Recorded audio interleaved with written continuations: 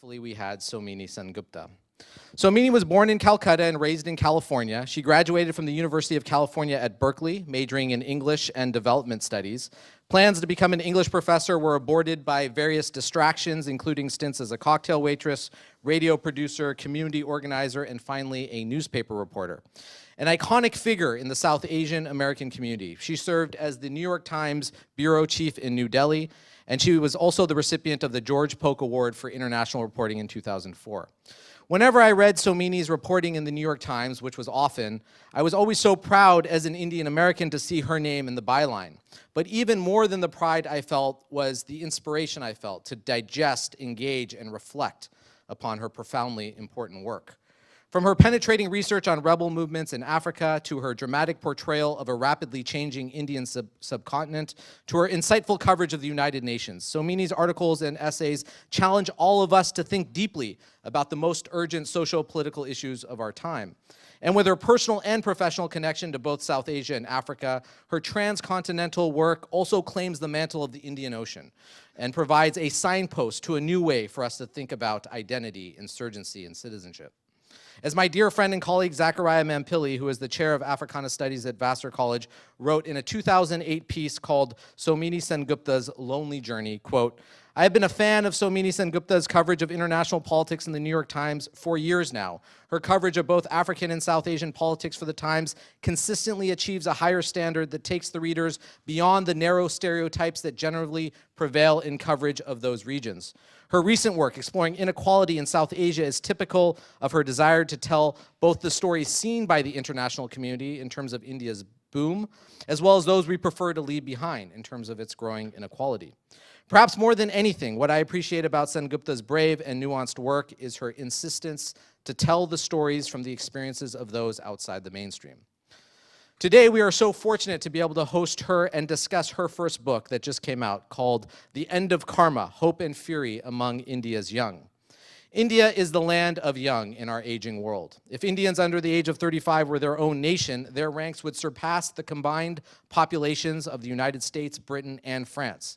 The End of Karma tells the stories of this unprecedented youth bulge through the lens of young Indians hungry and hopeful and keen to write their own destinies. A daughter of the slums who wants to protect other daughters of the slums, a peasant woman who escapes to the barren hinterland, a couple who follow their hearts over the dictates of caste. Driven by aspiration and thwarted at every step by state and society, India's young are making new demands on India's democracy. India is soon to be the world's most populous country, and their stories should matter to all of us, especially at USC, where we have more international students from India, almost 2,000 in total, than any other American university. And it is especially appropriate for us to do this event today at noon, an event that focuses on India's young, or as Somini calls them, the noonday children. The format of the event will be as follows. First, Somini will discuss her book. Then I'll have a brief conversation with her. Then we'll open it up for a larger conversation and Q&A with everyone here. And afterward, you'll be able to purchase her extraordinary book, which I highly recommend, and she'll stick around to personalize it for you. So all that being said, please join me in giving a warm Trojan welcome to one of my heroes, Somini Sengupta.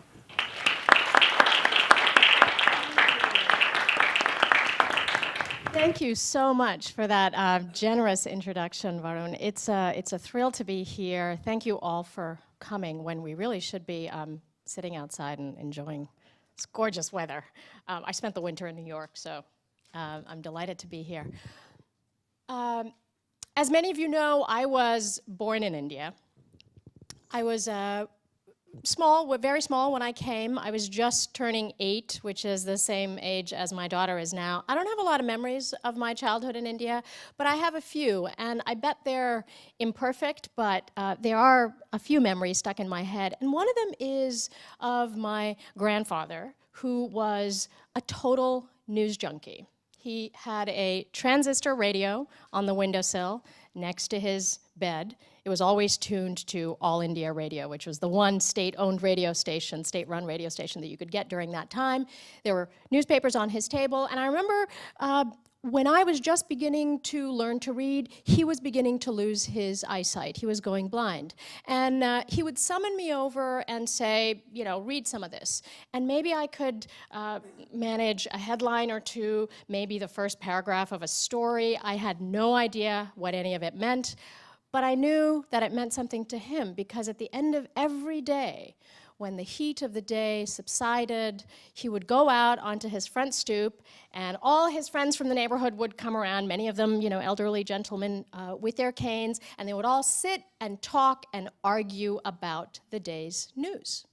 They would talk about who was going to war in which country. They would argue about which politician was a swindler, why the price of lentils and vegetables were going up at the market. They would talk and argue, have a cup of tea. They would go home, and it would happen all over again the next day. And to me, you know, as a kid watching this, I knew that the world beyond my grandfather's stoop was an interesting place that I wanted to explore. I also knew that the news was important. And perhaps a little seed planted itself in my brain at that time, and I grew up to be what's often called an ink-stained wretch, a newspaper reporter. I was the first in my family to be a newspaper reporter, much to the consternation of my parents, because I remained you know, poorly paid and on deadline for the rest of my life.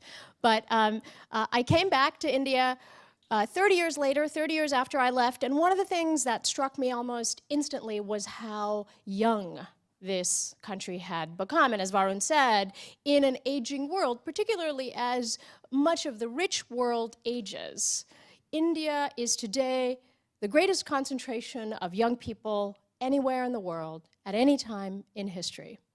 And the numbers are staggering. There are 420 million Indians who are just between the ages of 15 and 34. Just 15 and 34. These are people in the prime of their lives.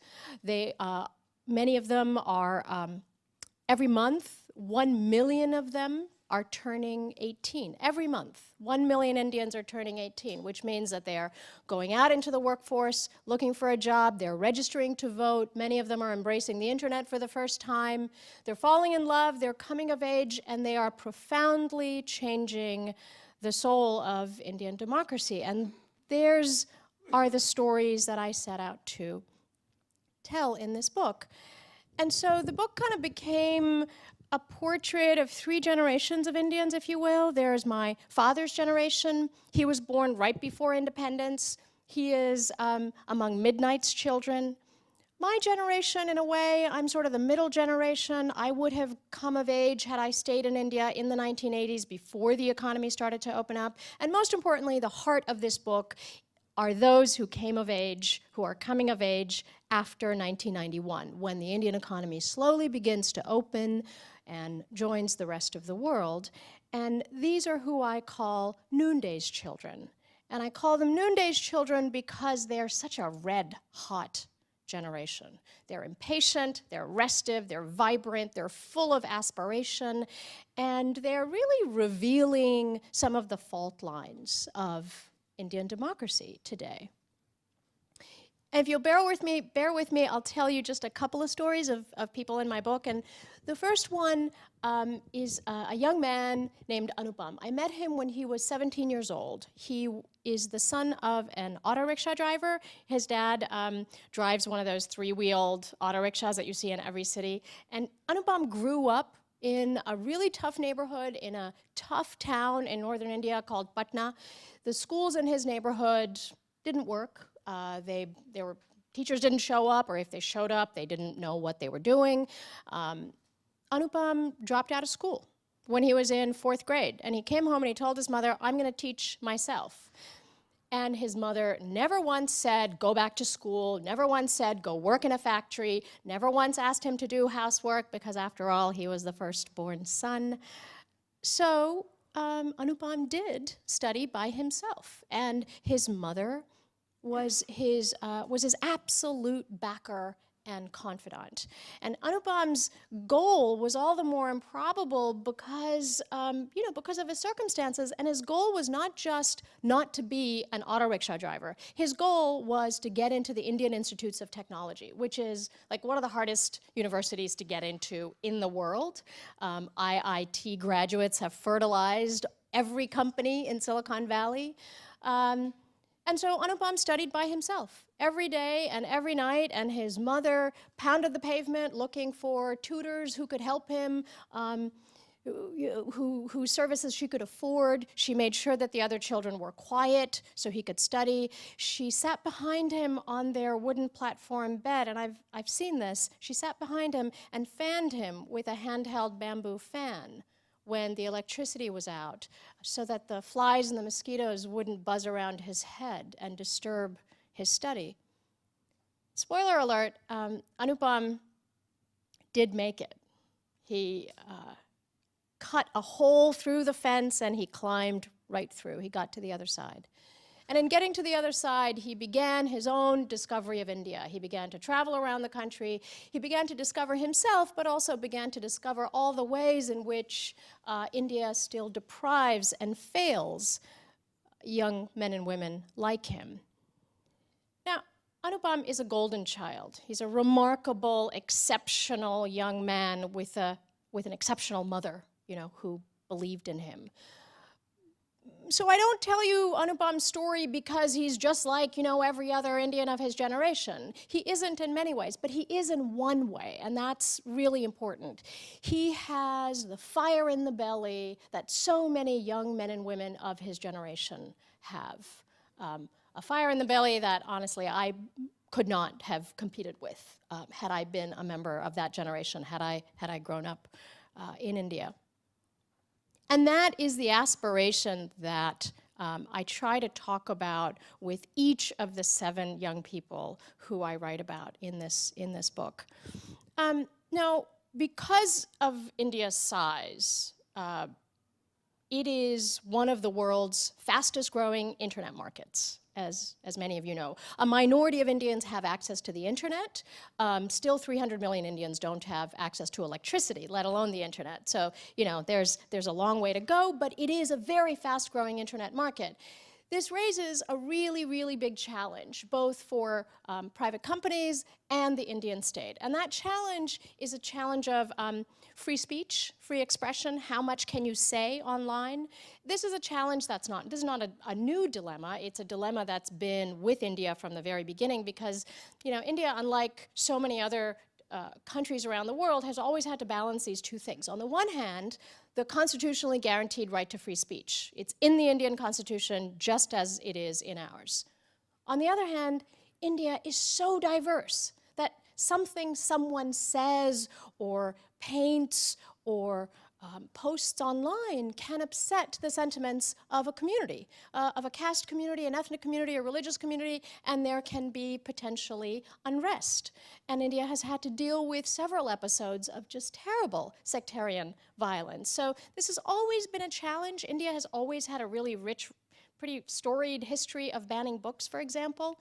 But this challenge has become really, really sharp in the digital age because things can spread so fast. And so I tell the story of a young woman who didn't think about all these highfalutin things about the Constitution and all that. She wanted to be the next Miley Cyrus. She was a singer and a very wonderful singer with a great voice.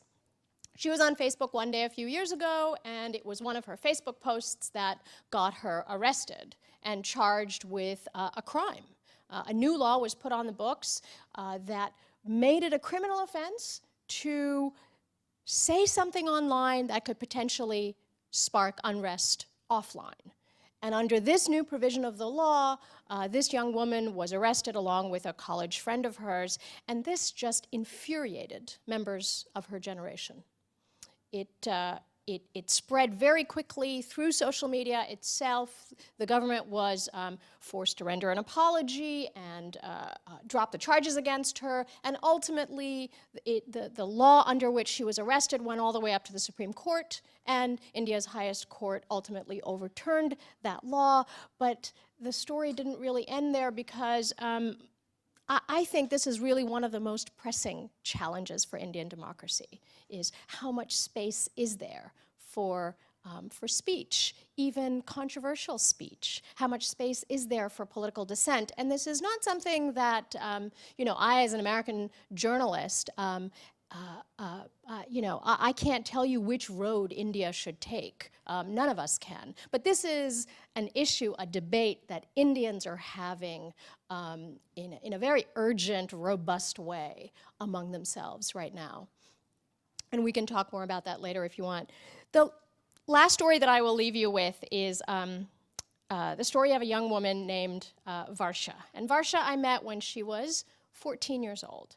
And Varsha was the daughter of a presswala. Now, a presswala is someone who presses clothes for people in the neighborhood. And so Varsha's parents had this little business in a really posh suburb of Delhi in Gurgaon. They had a little table under a tree, and they would press clothes. And so Varsha, ever since she was like 5, 6 years old, the neighbors remember her going from door to door, collecting clothes, bringing them back. She learned how to do the pressing herself because she was the oldest of 5 siblings.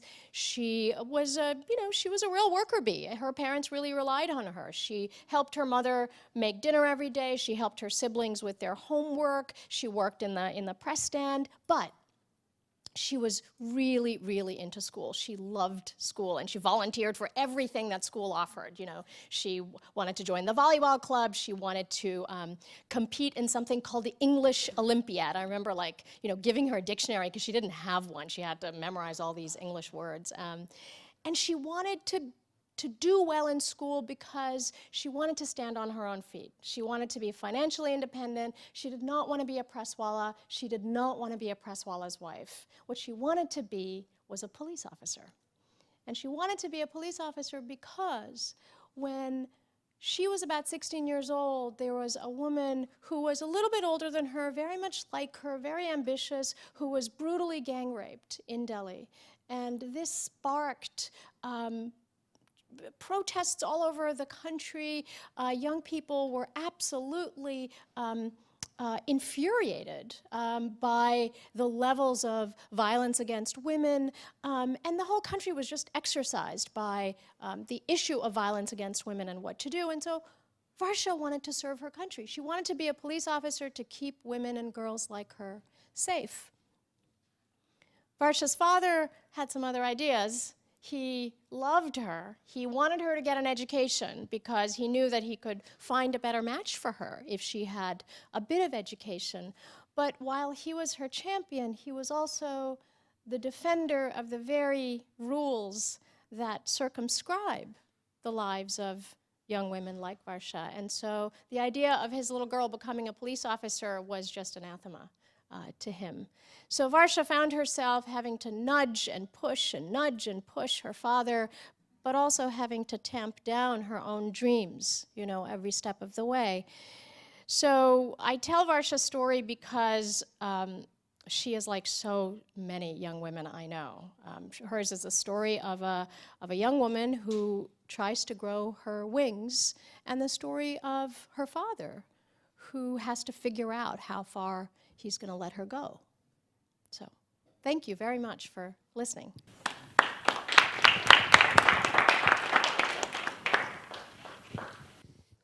Thank you so much. I want to just sort of jump on a few of the themes that you've already discussed, and then we'll open it up for a larger conversation. But I want to start with your title, The End of Karma.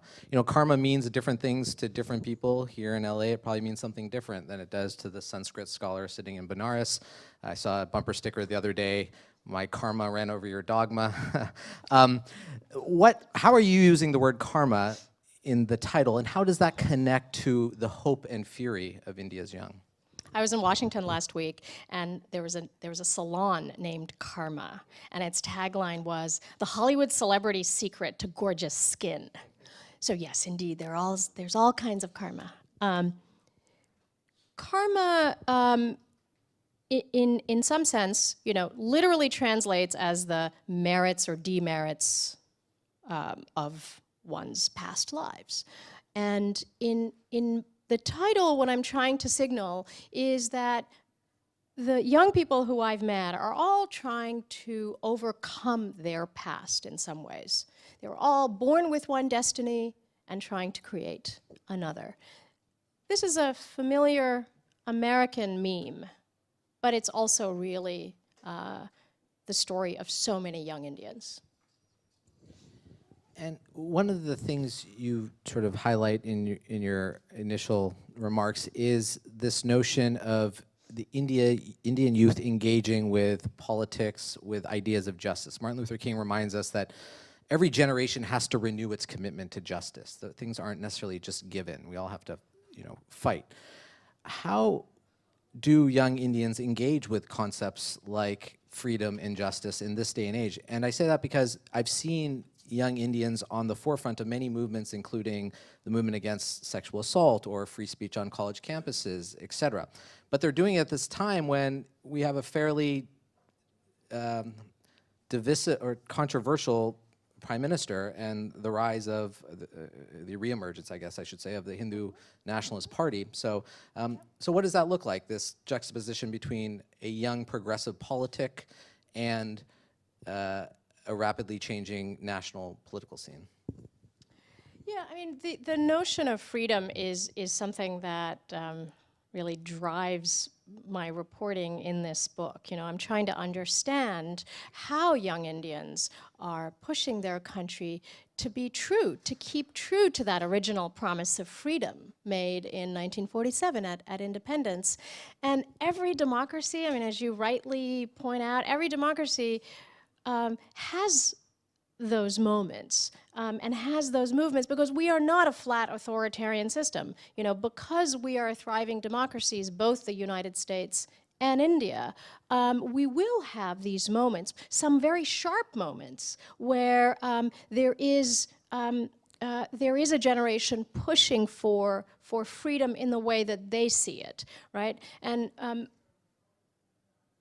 Mr. Modi, Narendra Modi, the current Prime Minister of India, got a lot of votes among young people. He did very well among young voters, and he did very well in the 2014 elections, in part because Indian voters were not satisfied with the other choices that were available to them, and in part because he was the very model. He campaigned as the very model of aspiration that so many young Indians see in themselves. Now, yes, you're absolutely right that this also he's also a divisive and a very controversial politician. I don't think that people were ignorant of his past record as the Chief Minister of Gujarat. However, some people disliked his past record and voted for him anyway, I'm sure. Some people liked his past record and voted for him. You can't really get into the mind of every Indian voter. But I have to say that the rise of Mr. Modi also should be seen in the context of what's happening in the world, right? So we have several controversial nationalist leaders around the world. And you need look no further than our own election campaign in this country. And by the way, many of them happen to be men who have a very macho way of showing their nationalism. That applies to Mr. Trump. That applies to Mr. Putin in Russia, who likes to ride bareback. That applies to Mr. Modi, whose campaign made it known that he had a 56-inch wide chest. And there are other nationalist figures across the world. There's Erdogan, there's Xi in China, there's Prime Minister Abe in Japan. So I think it's important to kind of look across the world and see the rise of Mr. Modi and the BJP in that context. You talk about the hope and aspirations of India's youth, and you highlighted that in the stories that you told. What about the fury? Because the subtitle of the book is Hope and Fury Among India's Young. So, yeah, the subtitle sort of gets at the idea that while aspiration is a tremendous force, aspiration is like water, as I say, that when it is not channeled, it can be very destructive. It can destroy everything in its path.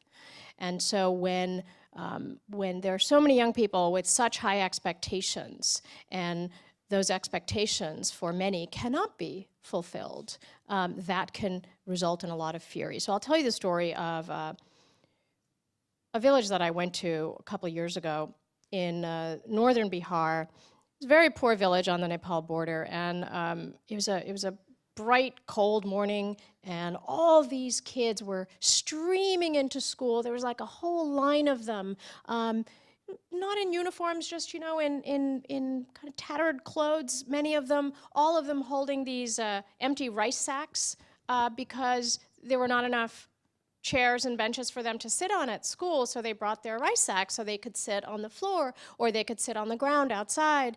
And all these kids were coming to school, and these were first-generation learners. Like, their parents had not been to school, and their parents were sending them because they had this notion that if I send my kid to school, she or he will learn something, and their life will be better than mine. They didn't know what to expect at school, right? They couldn't help their kids with their homework, but they just had this hope. They had this profound hope.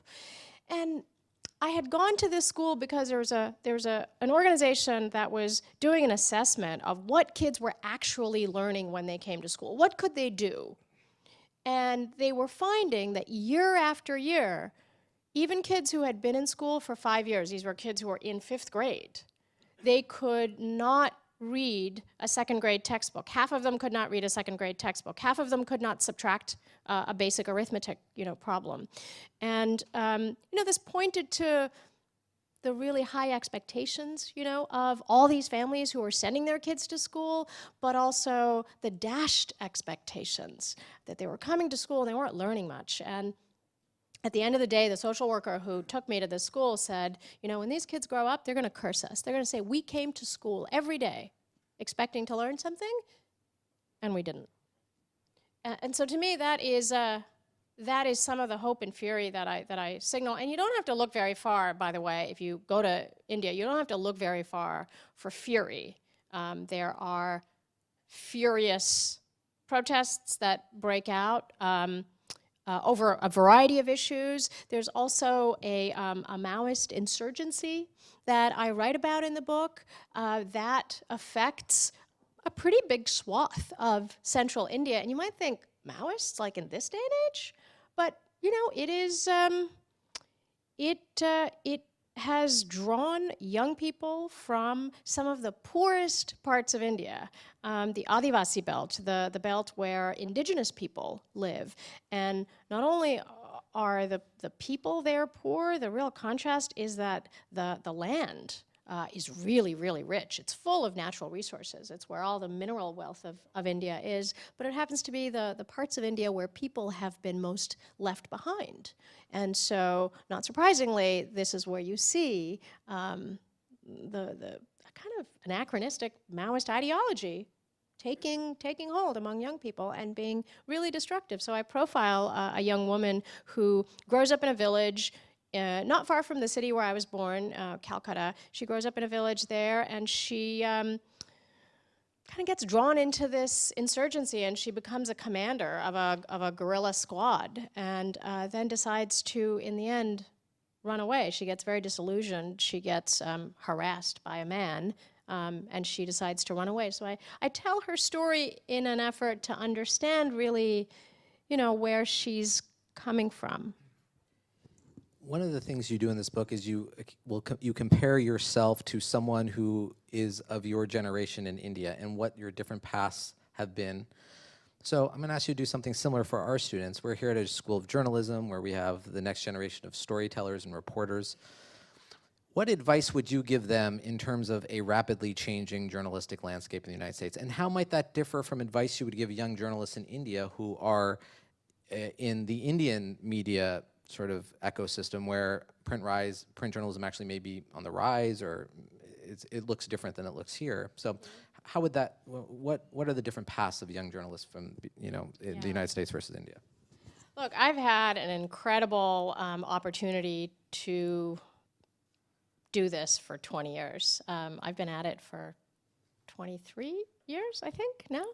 And I've been all over the world as a foreign correspondent, and it's been a real blessing to be able to just go into the homes of ordinary people and be allowed into their lives, and equally sit in front of powerful world leaders and ask them questions. It would be folly to predict the future of journalism in this country or in India. You're absolutely right. Print is still thriving. It is growing in India in some markets, but it's changing really fast too. And there are some really exciting online experiments in India. Not experiments, I mean, there are vibrant, thriving news sites in India as well.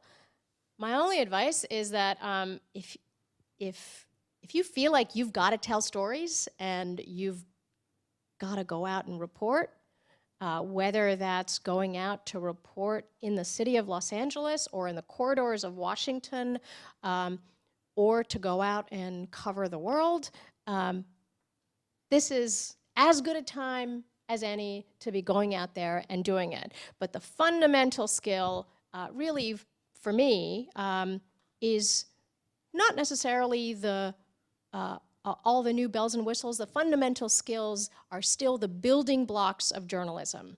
Asking the right questions, distilling the truth from spin, and always remembering who you represent are ordinary readers and viewers.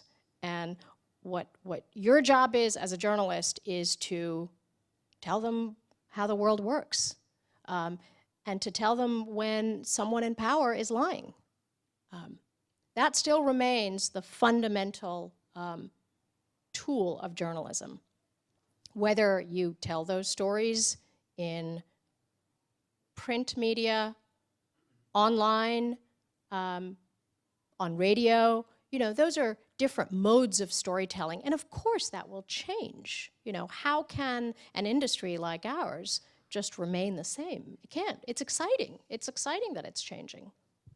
I want to open it up for questions, answers, comments, observations. The one thing I'll ask is that you speak in the microphone. I'll run it to you just so we can get it on video. So who wants to ask the first question or make the first comment?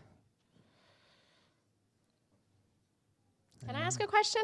Can I get a show of hands for people who are either in journalism or interested vaguely in journalism? Wow. Okay. Great.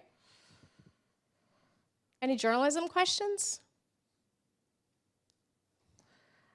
I could ask her questions for hours, but yes, Layla? Hold on just a second. Hi, I'm Layla. So you talked a lot about, like the contrast of in India, how people are kind of tied to their family and tradition, but also have these great aspirations. So how do you think we as just Americans can kind of understand and communicate effectively, like keeping that in mind, even if you don't necessarily know a lot about that situation? Yeah, great question. I mean, as many other countries, tradition and change, tradition and modernity are not necessarily at odds. India has a wonderful way of kind of melding the two.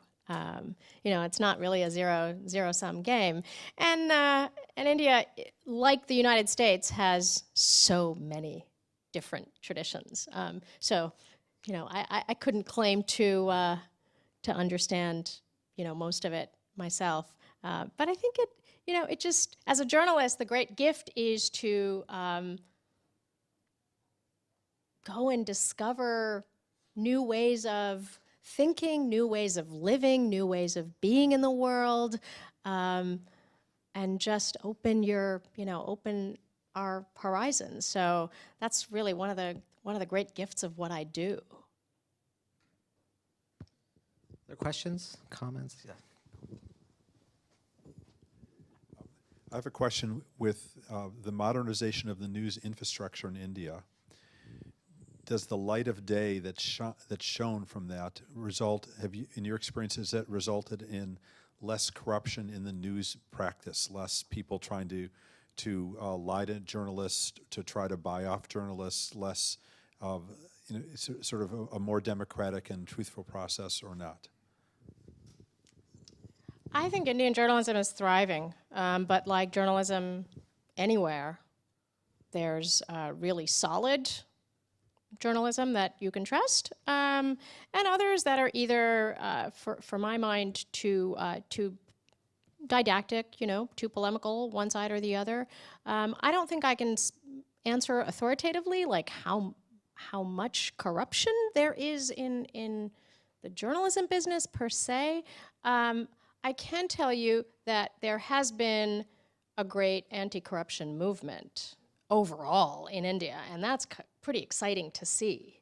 I think that also typifies this generation. While you can't really make broad generalizations about politically where this generation of Indians are, that is definitely one of the demands. A great frustration with corruption in everyday life. To file a police report, you sometimes have to pay a bribe. To get out of paying a traffic ticket, you can pay a bribe. There's a great website called ipaidabribe.com where citizens have been recording to kind of, shine the light on the prevalence of corruption. There's also a section on that website, which is new, which I think is great, which is like, I didn't pay a bribe. Like, this is when I was asked to, and I resisted. I didn't pay a bribe. So I think it's a really live political issue. I'm curious, so 2 years on, and again, you sort of added the caveat that it's risky to sort of generalize about 420 million people. But so 2 years into Modi's premiership, I mean, is the general mood among the young people who were enthusiastic about his candidacy still enthusiastic, or is the hope diminishing? Is the fury rising? What's the mood now among that group of people? It's an excellent question, and I have no evidence of like polling data to immediately cite to answer your question, and I'm reluctant to just to speak without that. I can tell you that there are some signals, and those are state elections. Right? So immediately after the national election, when Mr. Modi's Bharatiya Janata Party won with an enormous mandate, immediately after that came the Delhi state election. And his party fared very poorly. And a brand new reformist political party whose only campaign slogan was against corruption, they took over. That was, extraordinary. They are now in charge of the Delhi government. Delhi is a city-state. It's a very unique situation, but a very important political kind of bellwether. Then came the Bihar election. Again, a big state, very important political bellwether state, and Mr. Modi's party did not fare well in those elections. In the next 2 years, there are some crucial state elections coming up. So that may provide some clues as to the party's popularity.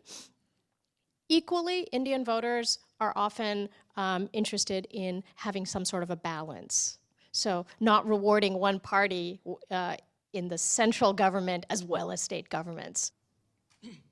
In the beginning, you mentioned something about, like, again, young people in India having the opportunity to, like, coming of age for them to pursue their dreams. And I'm wondering, how do you see, in your perspective, the differences in people like in America and people in India and how they pursue what they want to do? Mm-hmm. Yeah, it's an excellent question, and like every chapter kind of weaves in and out of like democracy in America, democracy in India. So I'd be thrilled if you read the book, if you read some of the book. Here's one thing that immediately struck me. When I would go and interview ordinary Indian mothers, most of them poor, and I would ask them, well, why are you sending your kids to school, right? They would say, because I want my child's life to be better than mine. There was a real thread, a real expectation of optimism that my child's life will be different from mine. And this shows up in public opinion surveys again and again, a real streak of just optimism about the future. When I moved back to this country after being away for 9.5 years, the United States was just recovering from the economic crisis, the financial crisis. And one of the things that really struck me was that many American mothers no longer were confident that their children's lives would be better than theirs, you know? And that contrast really was very striking to me because I came back to the United States when I did. But as we were talking about in the beginning, I think some of the political issues that have become so central in the United States is also really about, you know, our own promise of equality of opportunity, right? So you see in the presidential campaign, economic inequality is like a really live issue. It's like one of the main issues in this campaign. And that wasn't the case in presidential elections like in the 80s when I was growing up. It was not like an issue that was as talked about. It is a live issue now, as is, you know, Black Lives Matter. What is that social movement, if not a movement that tries to hold this country true to its original promise? So we have really parallel, India and America have really parallel storylines because we are both founded in some ways on really profound inequalities, right? Slavery in this country, the caste system in India, and yet we both have these remarkable constitutions that promise equality in the eyes of the law. And so our histories, our trajectories are in many ways about realizing, you know, those promises in different ways, totally in different ways. But it's one of the reasons why I think India is an important country for us to all understand. But look, just because of its sheer numbers, right? It's going to be the most populous country in 6 years, according to the estimates. It's going to overtake China. It's already the youngest country in the world. And so it's going to affect everything from demands on the global economy, migration, climate change, public health pandemics. I mean, on all these kind of big global challenges, where India goes will inevitably bear on our lives.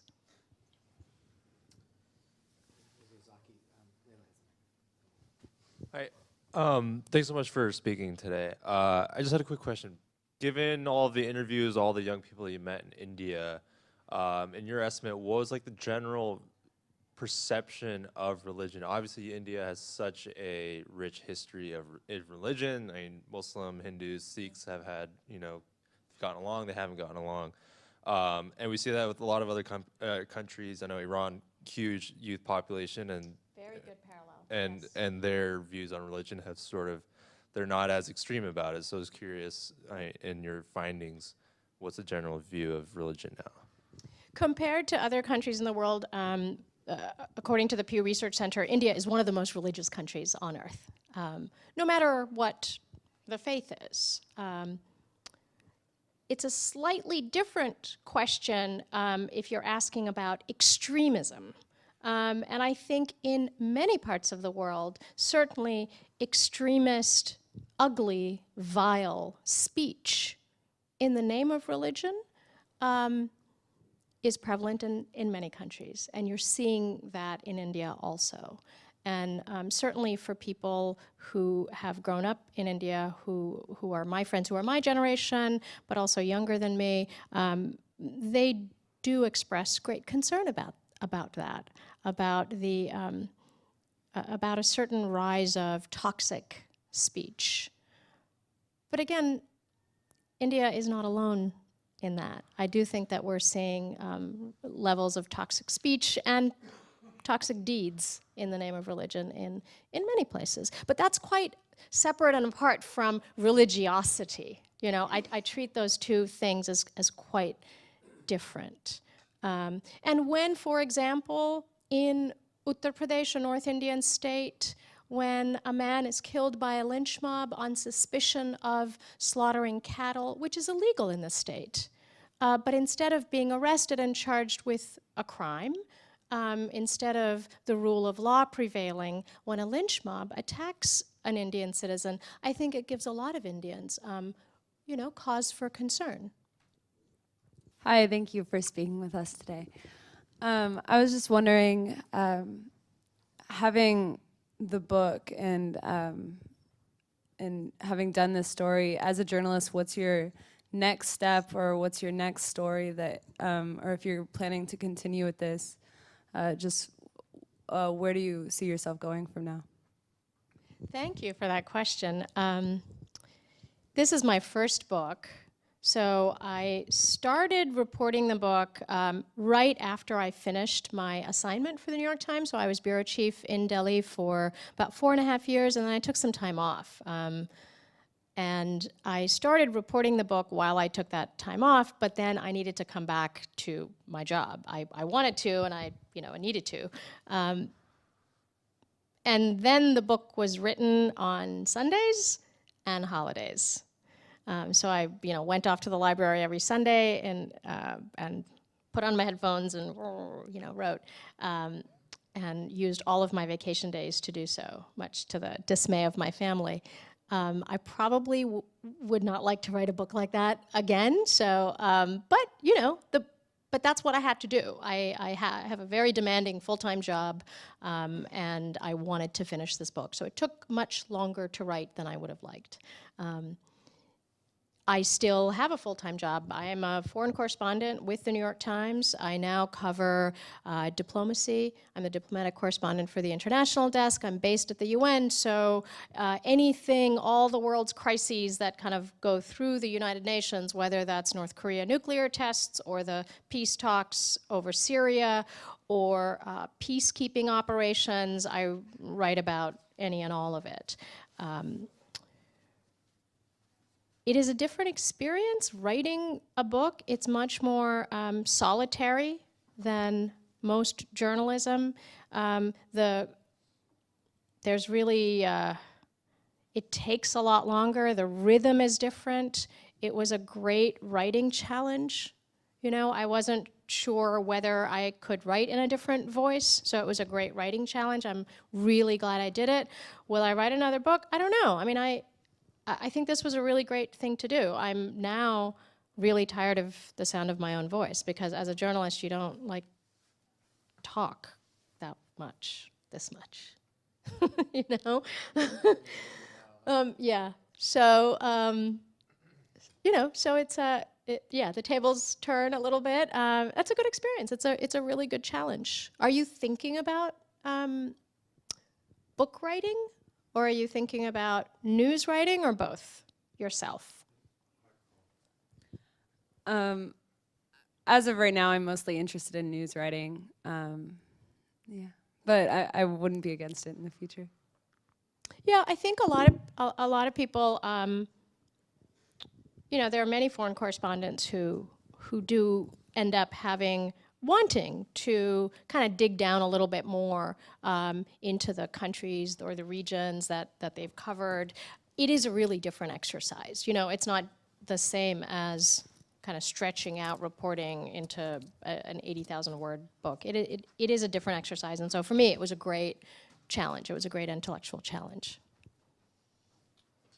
Other questions, comments, observations? Yes.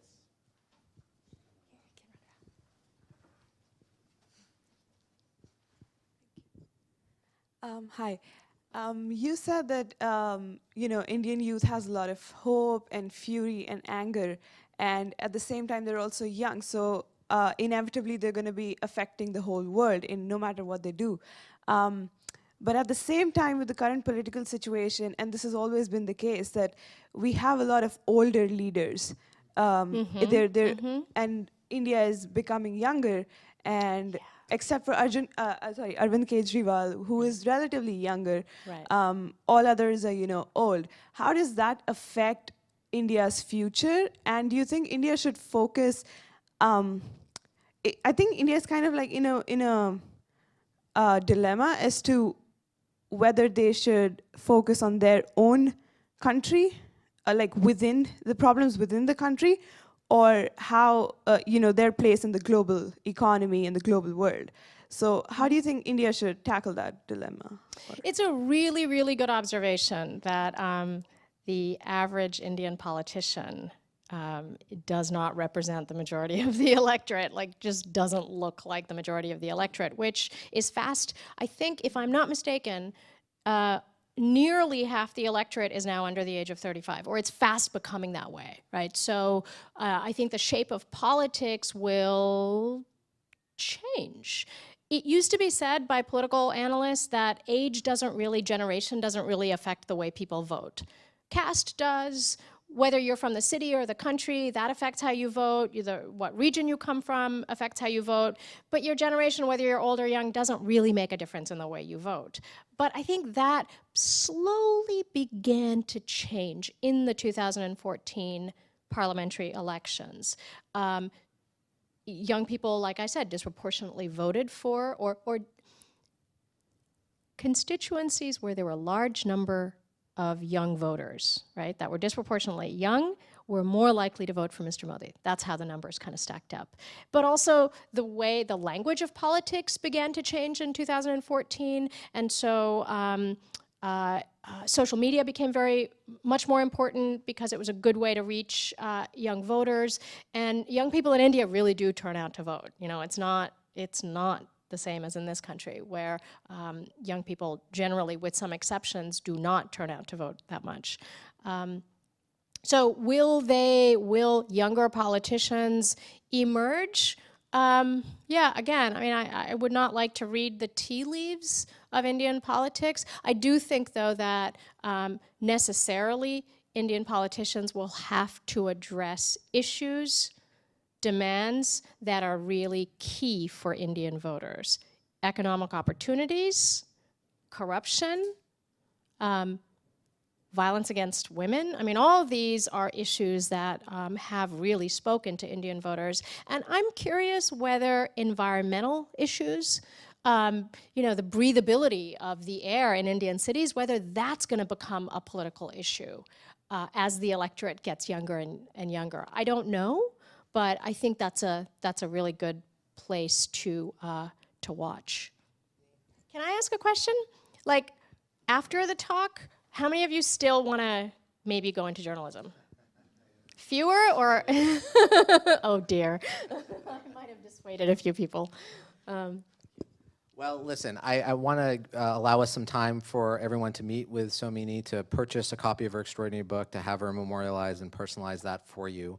So with all that being said, please join me in giving a warm Trojan thank you for her time, her wisdom, her work. Somini Sengupta. Thank you so much. Thank you.